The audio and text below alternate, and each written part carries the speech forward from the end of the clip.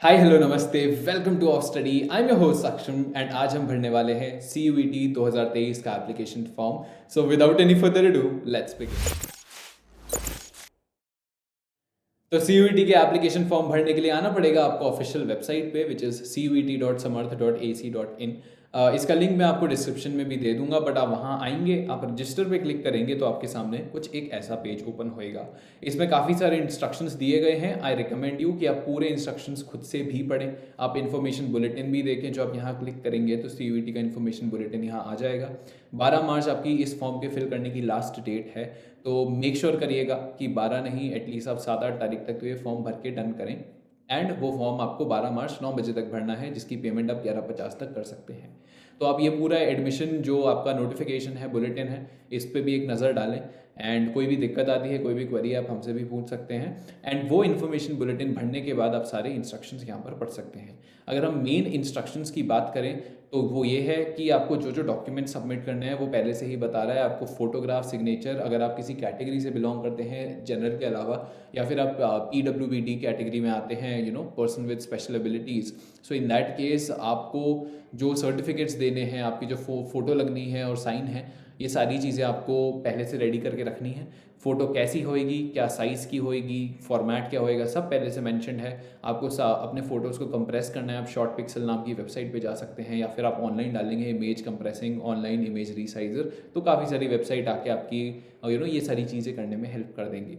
तो ये सारी चीज़ें आपको हैंडी रखनी है। उसके बाद जो इस फॉर्म की फ़ीस रहने वाली है वो भी यहाँ पर दिया हुआ है। फॉर मोस्ट द पीपल आप 7 के अराउंड सब्जेक्ट भर रहे होंगे। इन दैट केस 1500 फ़ी है। अप टू 3 के लिए 750, अप टू 7 के लिए 1500 एंड अप टू 10 के लिए 1750 आपकी फ़ीस रखी गई है। So that is how the fee structure is going to be like. उसके बाद काफ़ी सारे इंस्ट्रक्शंस और डिस्क्लेमर है। बताया हुआ है कि आपका जो मेन जो फील्ड्स हैं वो ऑल्टर करने का ऑप्शन नहीं होएगा। जैसे आपको मेक श्योर करना है आपका ईमेल सही है, मोबाइल नंबर सही है, ताकि सारी कम्युनिकेशन आप तक ही जा रही हो, आपका ही नंबर हो, एक्टिव हो और आप उसे रेगुलरली चेक कर रहे हो, ईमेल और नंबर दोनों को। उसके बाद आपकी date of birth, choice of exam city, name of candidate, contact detail, address, category, ये सारी जो इन्फॉर्मेशन है these will be treated as final. आपके इवन करेक्शन विंडो में ये सारी चीज़ें एडिट करने का आपके पास ऑप्शन नहीं होगा। तो ये सारी चीज़ें आप अच्छे से, ये सारी क्या, पूरा फॉर्म ही अच्छे से भरें ताकि आपको करेक्शन विंडो यूज़ करने की ज़रूरत ही ना पड़े। तो सारी चीज़ें यहाँ दे रखी है। पासवर्ड आपका कितने कैरेक्टर्स लॉन्ग होएगा, upper case, lower case, numeric value, special character आपको यूज़ करना है। रीसेट कैसे करना है, एक एक चीज़ की यहाँ पर इन्फॉर्मेशन दे रखी है। ये भी बताया रखा है कि अगर आपको फॉर्म आपने भरा है, उसके बाद आपकी फॉर्म की पेमेंट में कोई दिक्कत आती है तो आपको किसको कॉन्टैक्ट करना है पेमेंट गेटवेज में। तो सारी चीज़ें यहाँ पर अच्छे से मेंशन्ड है। CUET की जो वेबसाइट है, it does not look like a government website. Every single thing जो आपको जानने की ज़रूरत है अबाउट CUET उनकी वेबसाइट पे भी अवेलेबल है। चाहे वो यूनिवर्सिटीज़ हो, चाहे उसका सिलेबस हो, चाहे एलिजिबिलिटी क्राइटेरिया हो, फॉर्म कैसे भरना है, क्या भरना है, हर चीज़ अच्छे से एक्सप्लेन्ड है। So please go through CUET's own website cuet.samarth.ac.in once by yourself as well. जब आपने सब कुछ भर लिया है, सब कुछ देख लिया है आपने, इन्फॉर्मेशन बुलेटिन भी देख लिया है, आपको क्लिक करना है ये यहाँ पर I have downloaded the information bulletin, I have read it, and click करना है क्लिक हेयर टू प्रोसीड पे। जैसे ही आप वहाँ पर क्लिक करेंगे आपके सामने कुछ ऐसा रजिस्ट्रेशन फॉर्म आ जाएगा जहाँ आपसे बेसिक डिटेल्स मांगेंगे। आपका नेम जो आपकी 10th की मार्कशीट में जो भी मेंशन्ड हो वही होना चाहिए। फादर्स नेम भी 10th की मार्कशीट के हिसाब से डाल दीजिएगा। मदर्स नेम भी डाल दीजिए। गार्जियन नेम ऑप्शनल फील्ड है, अपने फादर के नेम डाल सकते हैं, या फिर अभी करंटली आपके there somebody taking care of you, उनका नाम डाल सकते हैं। फिर आइए आपकी date of birth, again 10th की मार्कशीट से ले लीजिएगा। उसके बाद आपका जेंडर, नेशनैलिटी, आपका आइडेंटिटी कार्ड। अब आइडेंटिटी में आप में से काफ़ी बच्चे 18 साल की उम्र के नहीं होंगे, तो आपके पास मेजरली जो आईडीज़ होंगी, या तो स्कूल आईडी कार्ड होगा, या पासपोर्ट होगा, या फिर इसके अलावा आपके पास होगी other valid government identity card which is your Aadhaar card. तो आप आधार के लिए अदर वैलिड गवर्नमेंट आईडी पे आके यहाँ पर आधार कार्ड का नंबर डाल सकते हैं। मैंने अभी पैन कार्ड सेलेक्ट करा है, उसका मैंने नंबर यहाँ पर डाला हुआ है। आप जो भी आईडी सेलेक्ट करें वो यहाँ नंबर डाल दें। ऑल्सो मेक श्योर करें जिस दिन आप पेपर देने जा रहे हैं उस दिन आपको सेम आईडी कैरी करनी पड़ेगी at the time of appearing for that exam which will be use for your verification. तो वो आईडी आप उसके हिसाब से चूज़ करें। अपना प्रेजेंट एड्रेस डालिए। प्रेजेंट एड्रेस वो होना चाहिए जहाँ आप करंटली रह रहे हैं, एंड उसके साथ आता है आपका परमानेंट एड्रेस। अगर दोनों सेम है तो आप यहाँ पर क्लिक करके वो सेम आ जाएगा, नहीं है तो आप यहाँ पर अनटिक करके अपना परमानेंट एड्रेस डाल सकते हैं। परमानेंट एड्रेस वो होता है जो आपकी सारी गवर्नमेंट आईडीज़ में होता है, और प्रेजेंट एड्रेस वो होता है जहाँ आप करंटली रिसाइड कर रहे हैं। That is the difference. तो वो सारी इन्फॉर्मेशन डालेंगे। उसके साथ अपना email address, again make sure करना है ये ईमेल आप यूज़ करते हो, डेली रेगुलरली चेक करते हो। साथ में आएगा mobile number, make sure daily use करते हो, ये नंबर आप रेगुलरली चेक करते हो। ऑल्टरनेट कॉन्टैक्ट नंबर में अपने किसी पेरेंट का नंबर डाल दीजिएगा, although it's a optional field. वो सब करने के बाद आपसे पासवर्ड मांगेगा, पासवर्ड आप अपने हिसाब से सेट करिए। उसके बाद एक सिक्योरिटी क्वेश्चन है, उसका आंसर करिए। ये सारी इन्फॉर्मेशन कहीं अच्छे से सेव कर लीजिए सिक्योर वे में, किसी और के पास नहीं जानी चाहिए, आपके पास ही रहनी चाहिए। Because CUET and NTA will not be liable for misuse of any of this information. So please make sure सब कुछ सही से डले। उसके बाद सिक्योरिटी पिन डालिए, सबमिट पे क्लिक करिए। उसके बाद आपकी जितनी भी डिटेल्स डाली हैं कुछ ऐसे खुल जाएंगी। एक बार प्लीज़ रिव्यू करिए, कोई भी इन्फॉर्मेशन गलत नहीं डलनी चाहिए, स्पेशली आपका नाम, पेरेंट्स नेम, आपकी candidate date of birth, ID proof, ये सारी चीज़ें एटलीस्ट, नंबर, ईमेल, ये सारी चीज़ें तो एटलीस्ट वैलिड होनी चाहिए। So please make sure that is happening. तो वहाँ पर आपने सारी इन्फॉर्मेशन वैलिड है नहीं है आपने चेक कर लिया है। उसके बाद यहाँ पर आपने क्लिक करना है, ठीक है मैंने चेक कर लिया है, सबको आपको यहाँ पर टिक करना है। टिक करने के बाद आपने submit and send OTP to mobile डालना है। डालेंगे OTP आपके पास कुछ ऐसे आ जाएगा, जैसे आप देख सकते हैं मेरा OTP है 984530। तो वो मैं यहाँ पर आके डाल दूंगा। उसके साथ ही मैं डाल दूंगा अपना पिन और क्लिक करूंगा सबमिट। उसके बाद मेरा जो लॉगिन है वो हो जाएगा। मोबाइल नंबर वेरीफाइड दिखा रहा है, आप ईमेल भी वेरीफाई कर सकते हैं, उसके लिए आप यहाँ पर क्लिक करिए। आप लॉगिन हो चुके हैं तो यहाँ पर क्लिक करेंगे, ईमेल वेरिफिकेशन का ऑप्शन आ जाएगा, उसमें आप अपना ईमेल फिर से एंटर करेंगे, फिर वेरीफाई दबाएंगे। उसके बाद आप जाएंगे वेबसाइट पर, OTP आ चुका है, OTP आपके ईमेल पे आएगा, वो डालेंगे, वेरीफाई करेंगे। वेरीफाई पे क्लिक करा तो आपका ईमेल और मोबाइल नंबर दोनों वेरीफाई हो चुका है। फॉर्म का आपका लॉगिन रजिस्ट्रेशन हो चुका है, आपके पास आपका एप्लीकेशन नंबर भी आ चुका है, पासवर्ड आपने खुद सेट करा है। So that is how things are like. इसके बाद क्लिक करना है आपको कंटिन्यू एप्लीकेशन फॉर्म पे। वहाँ पर जाके आपके पास सारी डिटेल्स यहाँ पर आ जाएंगी। कुछ डिटेल्स आपने ऑलरेडी फिल कर रखी हैं, कुछ आपको करनी पड़ेगी, जैसे कैटेगरी हो गया और बाकी सारी चीज़ें हो गई। तो यहाँ आपको क्या क्या फिल करना है मैं बता देता हूँ। कैटेगरी में आप जनरल के अलावा कुछ भी चूज़ करेंगे तो आपको उसका फॉर्म देना पड़ेगा, आपको उसका एक सर्टिफिकेट देना पड़ेगा। उसके बाद आप PWBD कैंडिडेट हैं तो आपको येस और नो करना है। मेरे केस में नो है तो मैंने यहाँ नो डाल दिया। फादर्स की क्वालिफिकेशन ऑक्यूपेशन आपने अपने हिसाब से डाल दिया, मदर की क्वालिफिकेशन ऑक्यूपेशन आपने अपने हिसाब से डाल दिया। Annual family income, twin, domicile state, ये सारी जो चीज़ें हैं ज़्यादा इंपॉर्टेंट फील्ड तो नहीं है, because these are mainly for their survey. जैसे आप देखेंगे मोड ऑफ प्रिपरेशन, इससे फर्क नहीं पड़ता आप ऑनलाइन कोचिंग सेलेक्ट करें, सेल्फ करें, इंडिविजुअल ट्यूशन करें, ये बस CUET वाले अपने एंड पे चेक कर रहे हैं कि लोग मेजरली प्रिपरेशन कैसे कर रहे हैं। तो यहाँ से आपने डिटेल्स डाल दी। एनुअल फैमिली इनकम के लिए एक बार पेरेंट्स से पूछ लीजिएगा वो ITR उनकी कितने अमाउंट की फाइल हुई है, उसके हिसाब से आप यहाँ पर डाल सकते हैं। आर यू ट्विन, उसके हिसाब से डाल दीजिए। डोमिसाइल स्टेट आपकी परमानेंट एड्रेस पे जो स्टेट होती है वो होती है। Are you diabetic, place of residence, urban rural, mode of preparation and medium of study in qualifying examination. Basically 12th आपने इंग्लिश मीडियम में दिया, हिंदी में दिया, किसी और मीडियम में दिया, वो आप यहाँ पर एंटर कर सकते हैं। वो सारा एंटर करने के बाद ये इन्फॉर्मेशन तो सेम ही है, फिर से क्लिक कर देना है, click if same as present address. फिर यहाँ पर आते हैं, ये सारी कोटाज और कैटेगरीज की बात आ रही है। कुछ कुछ कॉलेजेस में काफ़ी सारी सेंट्रल यूनिवर्सिटीज़ में आपको इन सारी चीज़ों का कोटा मिलता है। तो अगर आप पे एप्लीकेबल है तो आप उसे येस कर सकते हैं अकॉर्डिंगली, बट आपके पास उसका एक प्रूफ भी होना चाहिए। तो जैसे आप अगर बिलो पॉवर्टी लाइन में हैं, कश्मीरी माइग्रेंट हैं, डिफेंस पर्सनल के आप सन और डॉटर हैं, या फिर आपके पास NCC कोटा है, स्पोर्ट्स कोटा है, यूनिवर्सिटी एम्प्लॉय वार्ड कोटा है, तो वो सारी चीज़ें आप यहाँ पर डाल सकते हैं। स्पेशली आप ध्यान दें स्पोर्ट्स कोटा पे, DU में काफ़ी अच्छा चांस बनता है फॉर दोज पीपल जिनके पास स्पोर्ट्स कोटा होता है। अगर आप ऐसे कॉलेज में एडमिशन लेते हैं जहाँ वो स्पोर्ट्स खेला जाता है तो स्पोर्ट का एक कोटा भी होएगा, उसके बेसिस पे आपको कम रैंक पे भी काफ़ी अच्छे कॉलेजेस DU के मिल सकते हैं। तो स्पोर्ट्स कोटा आपके पे एप्लीकेबल है तो यहाँ पर प्लीज़ येस क्लिक करके सारी इन्फॉर्मेशन जो भी है वो आप यहाँ पे दे सकते हैं। मेरे केस में मैं कोई स्पोर्ट्स नहीं खेलता हूँ तो मैंने नो करा, मैंने यहाँ सेव करा और उसके बाद आपका इन्फॉर्मेशन यहाँ पर आ चुका है, सेव कर दीजिए। उसके बाद आता है फॉर्म में आपको एजुकेशनल डिटेल्स मांगेगा। तो यहाँ पर 10th के केस में आपको डालना है पास, क्योंकि 10th आपने पास कर ही रखी है। कौन सा पासिंग ईयर था वो डाल दिया है, qualifying exam, place of schooling, कौन सा टाइप ऑफ स्कूल था अपने हिसाब से एप्लीकेबल जो है वो डाल दीजिए। कंट्री, स्टेट, डिस्ट्रिक्ट आपने डाल दिया है। उसके बाद बोर्ड का नेम डाल दिया है, मेरे केस में CBSE था। स्कूल नेम एंड एड्रेस भी मैंने डाल दिया है, स्कूल का पिन कोड भी डाल दिया है। रोल नंबर होएगा आपकी 10th का जो रोल नंबर था आपके पास है तो डालिए। अगर आपके बोर्ड में रोल नंबर वैसे हर बोर्ड में आता है, नहीं होता है तो 00 डाल दीजिएगा, that should suffice. Result board में परसेंटेज है या ग्रेड है, परसेंटेज है तो डालिए। मैक्सिमम मार्क्स डालिए, सारे सब्जेक्ट को कंसिडर करते हुए बेस्ट 4 या बेस्ट 5 का कंसेप्ट यहाँ मत लगाइए। एनीवे ये 10th और 12th का जो आप परसेंटेज डालेंगे इससे कुछ ज़्यादा मैटर नहीं करेगा, ये सिर्फ मिनिमम एलिजिबिलिटी के लिए है। जैसे 60% है किसी कॉलेज में तो आपका 60 मीट हो रहा है या नहीं वो सिर्फ यहाँ से चेक करेगा। So in that case maximum marks मैंने 5 सब्जेक्ट करे थे 10th में तो मैं 500 डालूंगा, उसमें टोटल टोटल कितने मार्क्स आए, 475 डाल दिया, परसेंटेज खुद कैलकुलेट कर दिया। अगर मुझे ग्रेड मिला है तो मैं वो डालूंगा, उसके बाद मैक्सिमम ग्रेड पॉइंट मेरा 10 का स्केल था, उसमें से मुझे इतना CGPA आया, और उसके इक्विवेलेंट जो भी परसेंटेज है वो डाल सकते हो। जैसे कि मेरे केस में जब CBSE में ग्रेड पॉइंट का सिस्टम था तो हमें मल्टीप्लाई करना पड़ता था 9.5 से, कुछ सदर्न स्टेट्स के स्टेट बोर्ड्स में आपको मल्टीप्लाई करना पड़ता है 10 से, तो जो भी हो उसके बेसिस पे इक्विवेलेंट परसेंटेज आपको यहाँ लिख देनी है। 12th के केस में most of the students will put it as appearing, क्योंकि आप अभी 12th दे रहे हैं। अगर आपने पिछले साल 12th दी है, आप ड्रॉप आउट हैं, तो इन दैट केस आप पास डालेंगे। मोस्ट ऑफ द केसेस आप अपेयरिंग डालेंगे। पासिंग ईयर आपका 2023 हो गया, क्योंकि इस साल आप पास होंगे। सारी इन्फॉर्मेशन सेम आपने डाल दी है, यहाँ स्कूल का, कॉलेज का पिन कोड, रोल नंबर वगैरह डाल दिया है सेम। एंड जब आप मूव करेंगे, प्रोसीड करेंगे, तो आपके पास सेकंड जो ऑप्शन जो आपको सेलेक्ट करना पड़ेगा वो होएगा एग्जामिनेशन सेंटर डिटेल्स का। यहाँ आप अपने सिटी सेंटर प्रेफरेंस 1 और 2 डाल सकते हैं। आपके प्रेजेंट एड्रेस के बेसिस पे 3-4 ही ऑप्शन आएंगे। जैसे मैंने उत्तर प्रदेश डाला है तो उसकी नेबरिंग स्टेट्स आ गए, उसके बेसिस पे आपको 2 प्रेफरेंस चूज करनी है। पहला प्रेफरेंस मिलने के काफ़ी चांसेस हैं, बट अगर आपका पहले प्रेफरेंस में जो सिटी है वहाँ सारे सेंटर फुल हो जाते हैं तो आपको सिटी सेंटर प्रेफरेंस 2 मिल जाएगा। सो that is how it works. मैं उत्तर प्रदेश, अगर मैं नोएडा में रहता हूँ तो मैं उसके हिसाब से यहाँ पर एंटर कर सकता हूँ। तो गाजियाबाद हो गया, नोएडा हो गया, ग्रेटर नोएडा हो गया, दिल्ली हो गया, तो मेरे लिए ये सारे सेंटर पड़ते हैं। उनमें से आप कोई भी 2 डाल सकते हैं अपने लोकेशन के हिसाब से।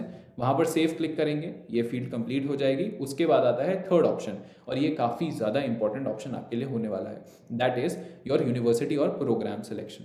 तो यहाँ पर आपने डिटरमाइन करना है कि आपको किन यूनिवर्सिटीज़ में अप्लाई करना है और कौन से प्रोग्राम्स में अप्लाई करना है उन यूनिवर्सिटीज़ के। एक चीज़ मेक श्योर करिएगा कि पहली चीज़ तो सिर्फ एक यूनिवर्सिटी तक रिस्ट्रिक्ट मत रहिए। इससे पहले मैंने एक वीडियो बनाई है about the top 10 universities under CUET, उसको देखिए, वो सारी यूनिवर्सिटीज़ को एक्सप्लोर करिए। उसमें से कोई कोर्स पसंद आता है तो उनमें भी अप्लाई करिए एज अ बैकअप। मानता हूँ आपका शायद कोई एक सुपर एम हो कि मुझे SRCC में ही पढ़ना है, मुझे SSCBS में ही पढ़ना है, बट उसके चक्कर में आप सिर्फ एक कोर्स एक यूनिवर्सिटी के लिए अप्लाई ना करें। ऑप्शंस ओपन रखें। आपको एडिशनल फ़ी नहीं देनी है मल्टीपल यूनिवर्सिटीज़ के लिए अप्लाई करने के लिए या फिर मल्टीपल कोर्सेज में अप्लाई करने के लिए। फीस सेम रहने वाली है, तो एटलीस्ट अभी के टाइम ऑप्शन का पूल बड़ा रखें। उसके बाद जब रिजल्ट आएगा उसके बेसिस पे हम वहाँ पर डिसाइड कर लेंगे कि हमारे पास बेस्ट ऑप्शन क्या अवेलेबल है। So in that case late से मैं एक कॉमर्स विद मैथ स्टूडेंट हूँ और मुझे जाना है BCom ऑनर्स के लिए, इको ऑनर्स के लिए, या फिर मुझे जाना है BMS BBA FIA के लिए। तो मैं यहाँ पर आऊँगा, दिल्ली यूनिवर्सिटी सेलेक्ट करूँगा। उसके बाद यहाँ पर जितने ऑप्शंस मुझे लगते हैं मेरे हिसाब से वो तो मैंने डाल ही दिए। जैसे कि मैंने BCom डाल दिया, BCom honours, economics honours, maths honours, stats honours डाल दिया है, BBE BBA FIA BMS, ये तो मेरे ऑप्शन डलने ही थे। इसके बाद भी आपके पास आपको रखना चाहिए सारे ऑप्शंस, चाहे मुझे इंग्लिश ऑनर्स करना है नहीं करना है, अगर मैं एलिजिबल हूँ उसके लिए तो मेरे को पढ़ने की कोई दिक्कत नहीं है। तो इन अ सेंस आप यूनिवर्सिटी ऑफ दिल्ली में आके आप सारे कोर्सेज, अब जैसे आप लेट्स से आप कॉमर्स स्टूडेंट हैं तो आप साइंस के कोर्सेज में तो अप्लाई नहीं करेंगे क्योंकि वहाँ आपकी एलिजिबिलिटी मीट नहीं होएगी, बट जितने BA कोर्सेज हैं, जितने आपके बाकी कोर्सेज हैं, आप उसमें भी अप्लाई करें।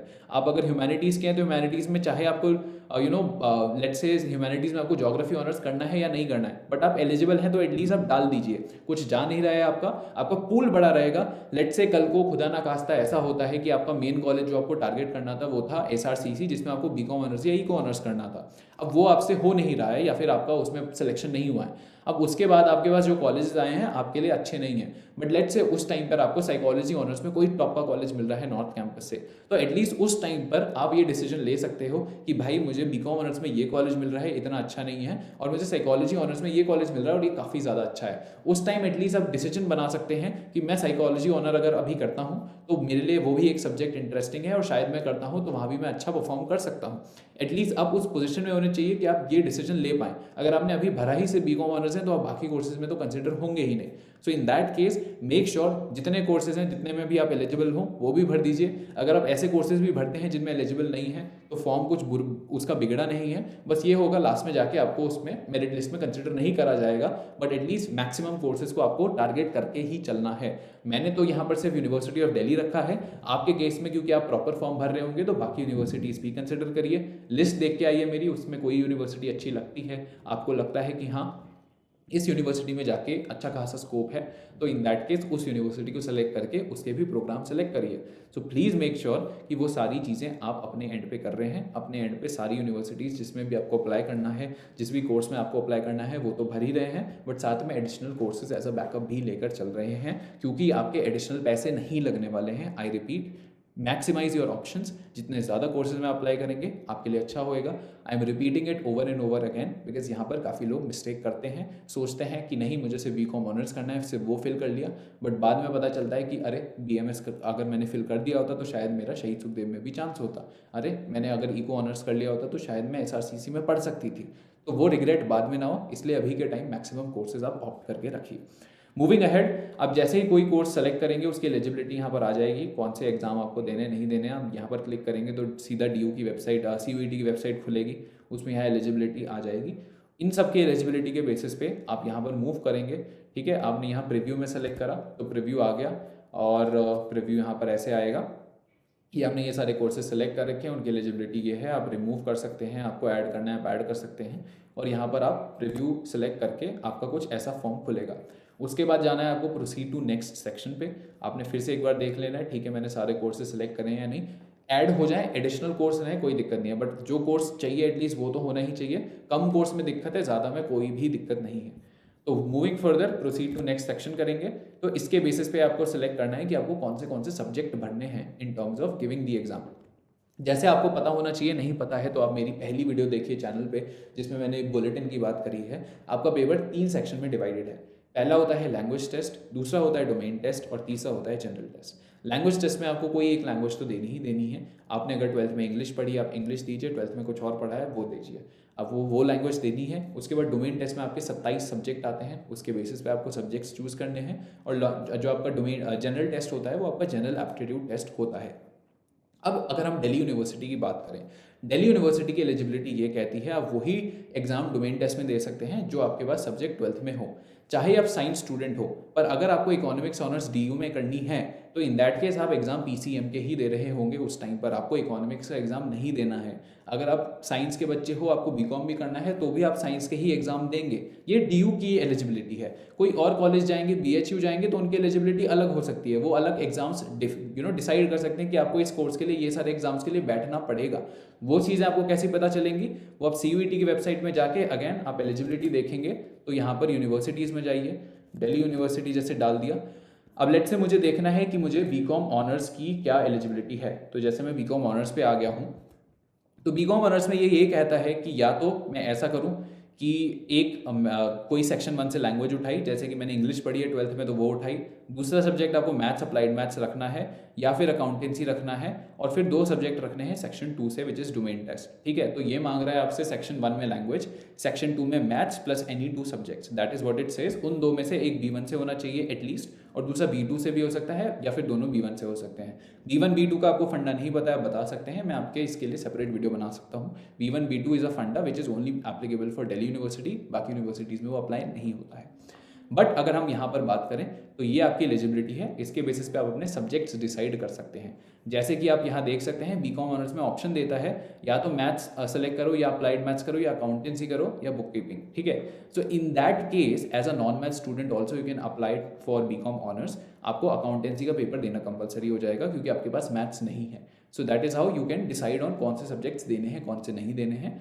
कोशिश करिए एटलीस्ट आपको 3 तो डोमेन्स देने ही हैं, बट आप चाहते हैं, अगर आपके पास है इतना टाइम है और आपने अच्छे से प्रिपेयर कर रखा है एनीवे 12th बोर्ड्स के लिए, आप 4 सब्जेक्ट के लिए दे सकते हैं। जैसे एज अ कॉमर्स स्टूडेंट आप इंग्लिश दीजिए, उसके बाद आप मैथ्स तो देंगे ही, अकाउंटेंसी दे दीजिए, इकोनॉमिक्स दे दीजिए, बिजनेस स्टडीज़ दे दीजिए। अगर लगता है बिजनेस स्टडीज़ इतने अच्छे से नहीं हुआ है तो सिर्फ पहले 3 दीजिए, आपको लगता है इकोनॉमिक्स इतने अच्छे से नहीं हुआ तो बाकी 3 दे दीजिए। बट एनीवे जब मेरिट लिस्ट बनेगी तो आपके बेस्ट स्कोर जिन सब्जेक्ट्स में आएगा वही काउंट होंगे। सो उसमें आपको दिक्कत होनी नहीं चाहिए, बट उसके हिसाब से आप अपने सब्जेक्ट सेलेक्ट कर सकते हैं। उसके बाद आप जनरल टेस्ट भी दे सकते हैं, क्योंकि जैसे अगर हम BBFIA की बात करें तो वो कहता है कि आप लैंग्वेज लें, मैथ्स लें और एक जनरल टेस्ट लें। तो आप ऐसे कोर्सेज में अप्लाई करेंगे तो एनीवे जनरल टेस्ट की आपको ज़रूरत होगी, तो आप उसके हिसाब से अपने कोर्सेज सेलेक्ट कर सकते हैं। अब अगर हम यहाँ आते हैं तो हमने जैसे डिसाइड करा है कि हमें लैंग्वेज देनी है, जनरल टेस्ट देनी है, और डोमेन्स में आपको एटलीस्ट 3 सब्जेक्ट तो देने ही हैं, जिसमें से मिनिमम 2 B1 सब लिस्ट से होने चाहिए, एक B2 से भी हो सकता है। उसके लिए मैं बाद में वीडियो बना सकता हूँ if you guys want a clarification on that. And उसके साथ जनरल टेस्ट और लैंग्वेज देना है, तो वो मैं यहाँ पर चूज़ कर सकता हूँ। यहाँ पर मैं आया तो मैंने इंग्लिश सेलेक्ट कर लिया, business studies, accounts, maths, eco कर लिया। इन सारे पेपर के लैंग्वेज ऑफ इंस्ट्रक्शन क्या होंगे, मेरे पास 4 ऑप्शन थे, मैंने इंग्लिश सेलेक्ट करा है। उसके बाद जनरल टेस्ट भी करा है, बाकी सब में मैंने नॉट एप्लीकेबल कर लिया है। टोटल मैं 6 एग्जाम्स दे रहा हूँ, एक इंग्लिश हो गया, एक जनरल टेस्ट हो गया और 4 सब्जेक्ट हो गए। आपके केस में 3 सब्जेक्ट भी हो सकते हैं, बट मिनिमम 3 तो चाहिए ही होंगे अगर आप ड्यू में अप्लाई कर रहे हैं तो। अब बाकी अपने कोर्सेज, जिस भी कोर्स में आप अप्लाई कर रहे हैं उसकी एलिजिबिलिटी एक बार देख लीजिएगा। So that is how it is going to be like. जब सारे सब्जेक्ट आपने चूज़ कर लिए हैं, आप फिर से डिक्लेरेशन क्लिक करेंगे, सेव क्लिक करेंगे, तो वो कुछ ऐसे दिखा देगा कि आपने सब्जेक्ट्स कौन से चूज़ करे हैं, उनका मीडियम ऑफ टेस्ट पेपर क्या रहेगा, आपने कौन सी यूनिवर्सिटीज़ चूज़ करी हैं, उसका कौन सा कोर्स करा है, उसकी एलिजिबिलिटी क्या है, वो फिर से एक बार दिखाएगा। सारी चीज़ों को अच्छे से रिव्यू करने के बाद ही आपको proceed to next section click करना है। Proceed to next section click करने के बाद आपसे कुछ मांगेगा डॉक्यूमेंट्स। अब मैंने कैटेगरी जनरल डाली है और PWD कैंडिडेट नहीं हूँ मैं, तो मेरे से सिर्फ 2 चीज़ें मांग रहा है, मेरी फोटोग्राफ और सिग्नेचर। तो वो आपने यहाँ पर अपलोड कर लेना है। उसका साइज़ लिमिट यहाँ दे रखा है, शॉर्ट पिक्सल इमेज रिसाइजर से आप वो साइज़ के रेंज के अंदर ला सकते हैं। मैं लेकर आ गया हूँ, मैंने अपलोड कर दिया है। अब मैं प्रोसीड टू प्रीव्यू सेक्शन में करूँगा और यहाँ पर A to Z जो भी इन्फॉर्मेशन मैंने एंटर करी होगी फॉर्म में, वो सारी मेरे सामने ओपन हो चुकी है। आपको मेक श्योर करना है आप, आपके पेरेंट्स, आपके दोस्त हो, कोई भी हो जिसको आपकी सारी इन्फॉर्मेशन पता है, उससे आप एक बार बोलिए सारी इन्फॉर्मेशन एक बार वेरीफाई कर दे। आपका नाम, आपका मोबाइल नंबर, कॉन्टैक्ट डिटेल्स, जो भी बाकी इन्फॉर्मेशन है, प्लीज़ अच्छे से एक बार वेरीफाई करें। कोई भी गलती नहीं होनी चाहिए। आज गलती करोगे, कल को फॉर्म रिजेक्ट होएगा, परसों को आप रोगे कि भाई मेरा तो फॉर्म रिजेक्ट हो गया, अच्छे मार्क्स आने के बाद भी मुझे कॉलेज नहीं मिला। So that should not happen. तो सारी चीज़ें एक बार अच्छे से आप देख लीजिएगा। तो यहाँ पर अच्छे से देख लीजिए क्या चीज़ें आपने एंटर करी है, क्या नहीं करी है। जब सारी चीज़ें हो जाए, सब कुछ आप 100% श्योर हैं, सारा इन्फॉर्मेशन सही डाला हुआ है, तब आपको यहाँ क्लिक करना चालू करना है कि my name is correct, father's name ये है वगैरह है। वो CUET की ऑप्शन वेबसाइट आपको बार बार ऑप्शन दे रही है कि आपने कोई भी गलती करी है तो आप उसे करेक्ट कर लें। तो प्लीज़ यहाँ पर वो ऑप्शन यूज़ करें और कोई भी मिस्टेक का ऑप्शन चांस रहना नहीं चाहिए। सारी चीज़ें आपने यहाँ सेलेक्ट करी, सब कुछ इन्फॉर्मेशन ठीक है, तभी आपको प्रोसीड टू पेमेंट करना है। वो पहले ही बोल रहा है no modification will be allowed after final submit. तो प्लीज़ एक बार अच्छे से इन्फॉर्मेशन चेक करें। कर ली है, ओके क्लिक करें, उसके बाद आपका फॉर्म का पेमेंट आ जाएगा। मैंने 6 सब्जेक्ट चूज़ करे हैं तो आपको 7 की फीस बनेगी विच इज़ 1500। उसके बाद नीचे ऑप्शन है पेमेंट गेटवे के।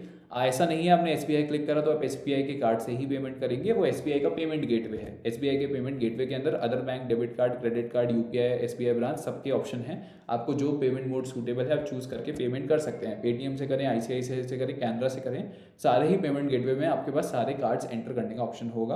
अकॉर्डिंगली आप पेमेंट कर देंगे। पेमेंट के बाद कंफर्मेशन आपके पास आ जाएगा। कंफर्मेशन नहीं आता है तो इन दैट केस आप इन बैंक्स के रिस्पेक्टिव हेल्प डेस्क में बात कर सकते हैं, जिनका नंबर आपको CUET की बुलेटिन में भी मिल जाएगा।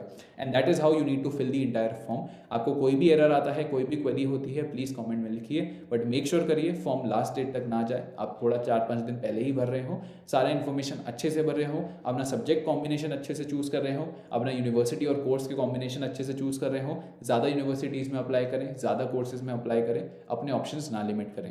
That being said, I hope you found this video helpful. लगता है तो आप चैनल को सब्सक्राइब कर सकते हैं, वीडियो को लाइक कर सकते हैं, कोई भी क्वेरी होती है तो वो कमेंट कर सकते हैं। I'll see you in another one. Till then, stay safe, take care, all the best, and bye bye.